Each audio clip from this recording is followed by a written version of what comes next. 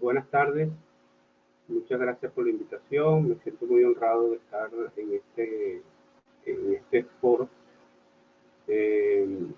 coincidiendo mucho con el profesor Choi. Voy a explicar brevemente el contexto de la cinemática de la placa Caribe, la cual es una placa, como casi todos lo saben, que se encuentra entre dos grandes placas, la placa norteamericana y la placa suramericana, en su parte norte y en su parte sur. En la parte oeste tenemos el sector, un encuentro con la placa Los Cocos y placa de Nazca. Es una placa que, a pesar de su tamaño, es sumamente compleja. Esta placa, en el año 1969, un trabajo de Molnar y Siki, estaba bien establecido cómo era la subducción occidental de la placa, pero no estaba muy claro cómo era la subducción oriental de la placa. Es decir, como bien lo dijo el profesor Choi, cómo la litósfera del Atlántico está por debajo de la placa Caribe. Eso hace unos años atrás era motivo de muchos estudios, era motivo de mucha controversia científica. En esta imagen se puede ver cómo digamos, la litósfera oceánica atlántica subduce por debajo de la placa Caribe, como bien lo dijo el profesor Choi, en una profundidad más intermedia, es más profundo esa subducción, y ya se conoce que la interacción Caribe-Suramérica es una interacción muy superficial que no supera en algunos casos 35 kilómetros de profundidad. Y como bien se coloca en la imagen, esa interacción Caribe-Suramérica es una interacción vestral pura. Lo demostró con ello el terremoto de Cariaco, ocurrido en el año 1997. Sin embargo, no se sabía exactamente a qué profundidades se podían considerar la subducción existente entre la litósfera oceánica atlántica, que está por debajo del arco de las islas de las Antillas Menores, y en el año 73 fue reconocido por Wishburne, y se supone que ocurre desde el Cretácico inferior a una velocidad de 2,2 centímetros por año. Un trabajo muy bien elaborado por Jordan en 1975.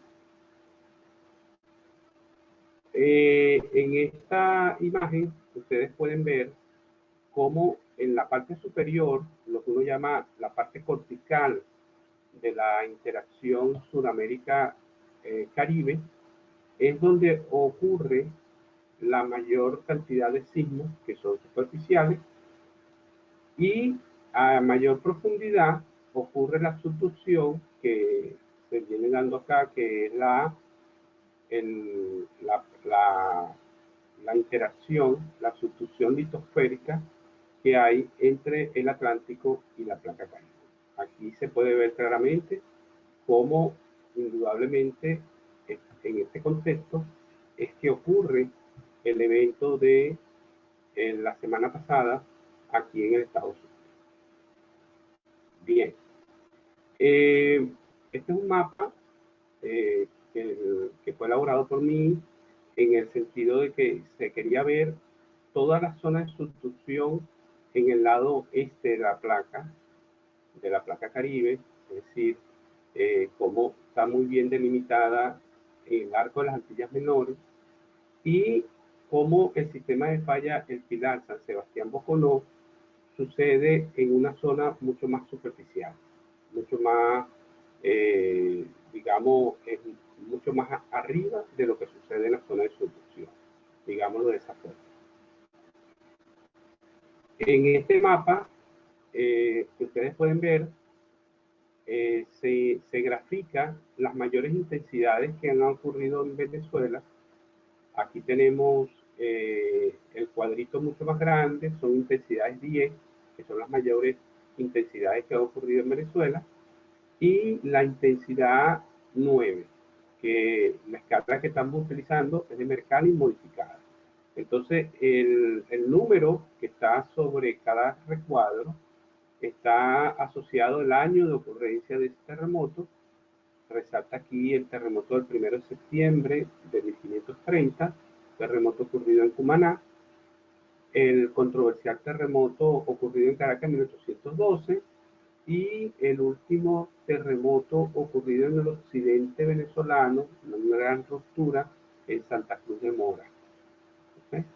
Entonces, en este mapa de daños ocurridos de terremotos en Venezuela, lo que demuestra precisamente es que es ese fallamiento tectral que sucede en la zona cortical venezolana la que origina los principales daños en Venezuela.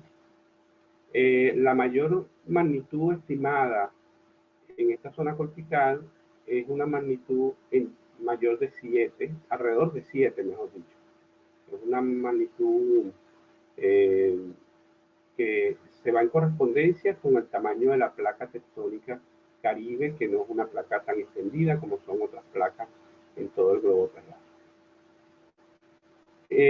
Este mapa que ustedes pueden ver acá fue un mapa que quise mostrarles la sismicidad que ocurría en Venezuela desde el año 2000 hasta el año 2010. Los puntos que están aquí están diferenciados por colores. El color rojo son epicentros superficiales que están ubicados de 0 a 70 kilómetros. El color azul está desde 70 a 150 kilómetros y el color verde está de 150 hasta los 300 kilómetros. Entonces podemos ver aquí cómo hay una actividad sísmica intermedia de color azul, también hay una actividad sísmica un poco más profunda, pocos sismos de color verde y en el lado oriental de la placa. Sin embargo, en el lado occidental podemos tener mucho más claro terremotos o sismos superficiales y profundos. Esto es lo que uno llama el nido de Bucaramanga. Es un nido donde está muy bien definido, digamos, su estructura cortical. Entonces, en los epicentros de color azul están asociados a la subducción litosférica entre el Atlántico y todo el arco de las Antillas Menores. Como nosotros, un momento, como necesitábamos saber en realidad cuál es la magnitud, porque como bien lo dijo el profesor Choi, este es un evento sísmico de demasiado trascendente para Venezuela, porque creo que sin temor a equivocarme es un evento, uno de los mayores magnitudes en la historia contemporánea venezolana. Probablemente un evento de 7.3, así lo registra el Centro Sismológico Europeo del Mediterráneo, un evento que supera los 100 kilómetros de profundidad.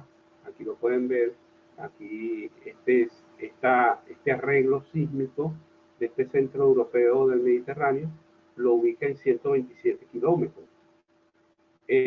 Indudablemente que está al norte de la península de Paria, donde se inicia la subducción del cual les acabo de hablar, ¿no?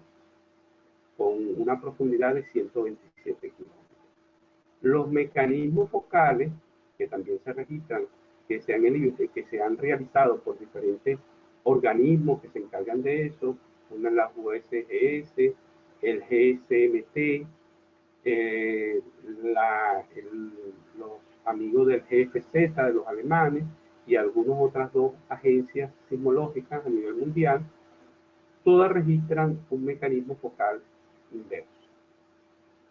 Indudablemente que hubo un empuje vertical sobre la placa Caribe y ese empuje vertical fue lo que originó este fallamiento inverso.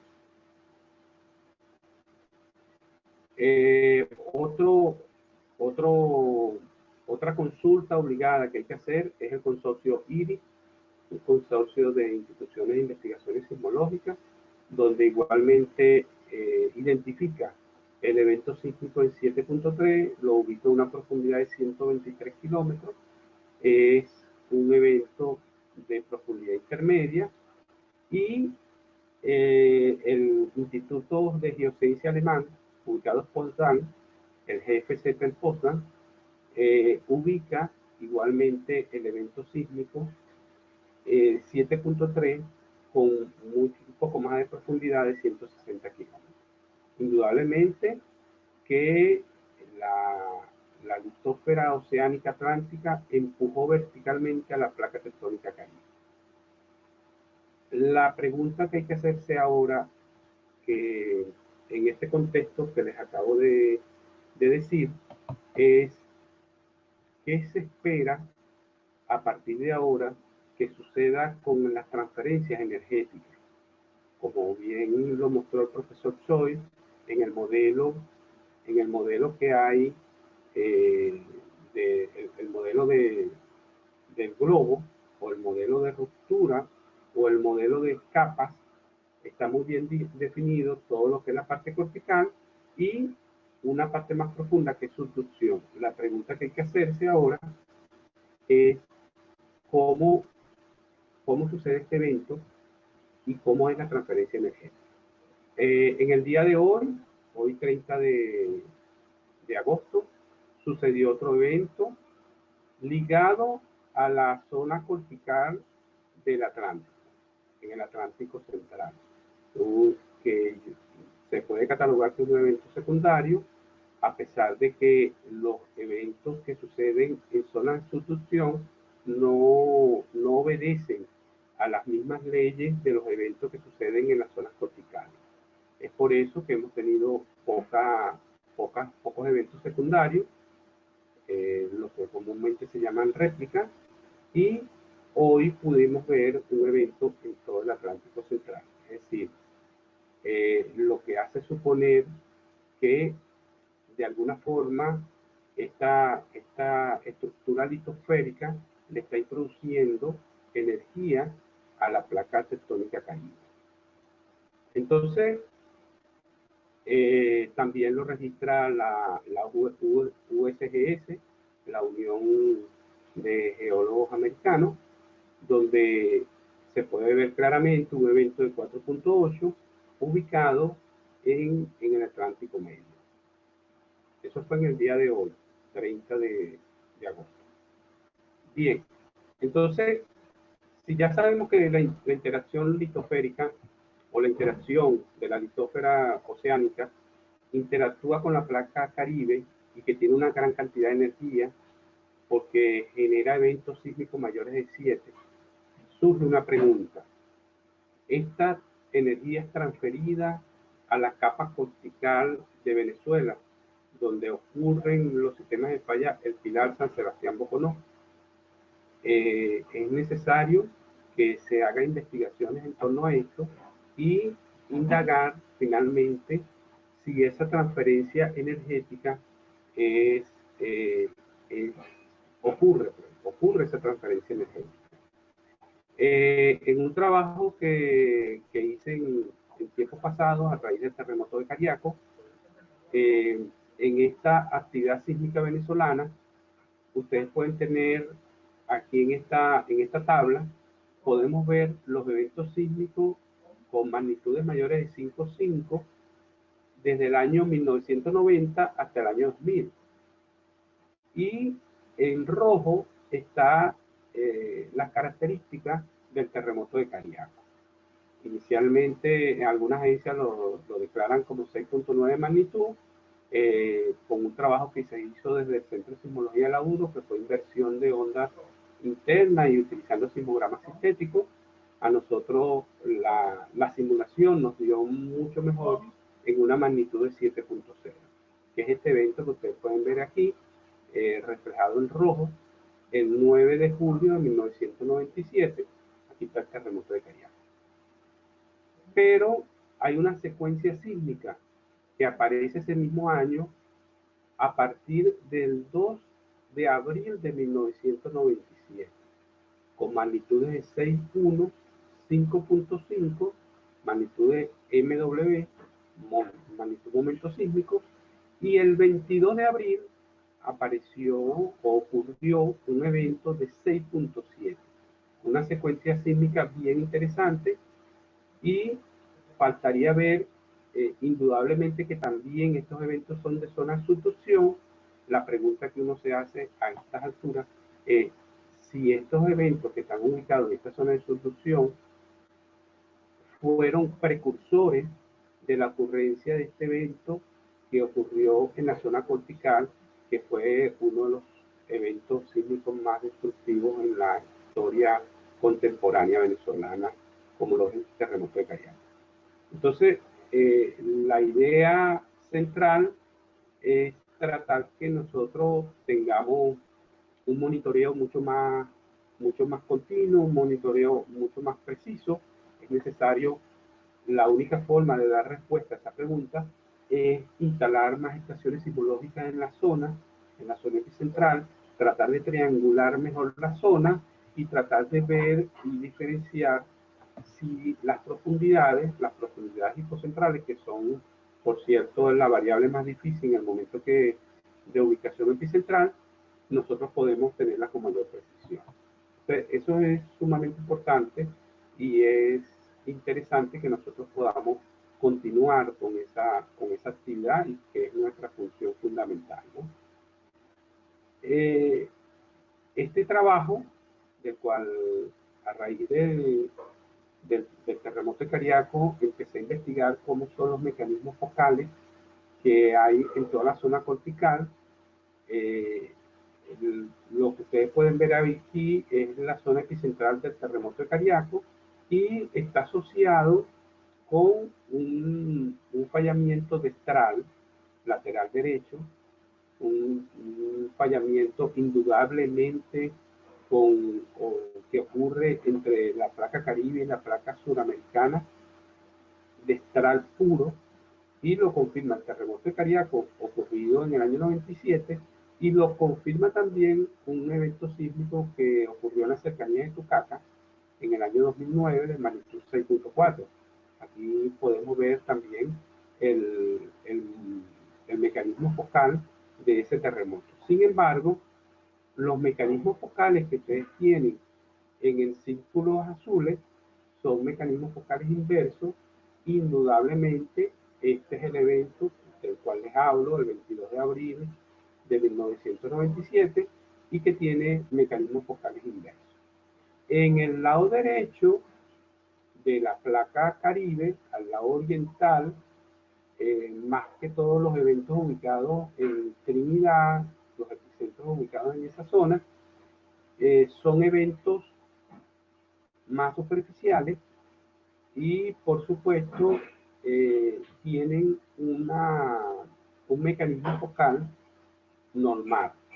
Todos estos, ustedes los pueden ver, son mecanismos focales normales, muy diferentes al mecanismo focal, lo que sucede en la zona de subducción de la cual estamos hablando ahora.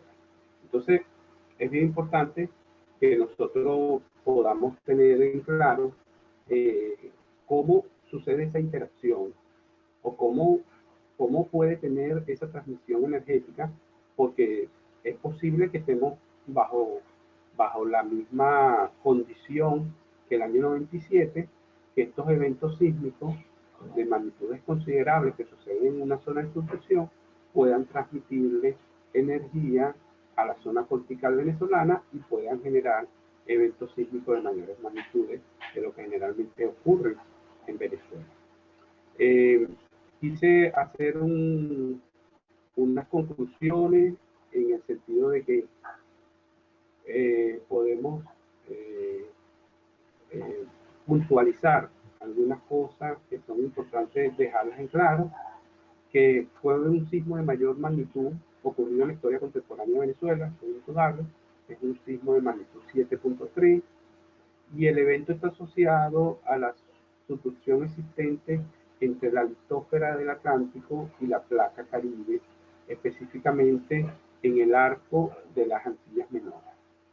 Es necesario monitorear en más detalle la actividad sísmica en la zona para conocer si hay una transferencia energética desde la subducción a la zona cortical venezolana, que es donde discurre el sistema de fallas el Pilar San Sebastián Boconó.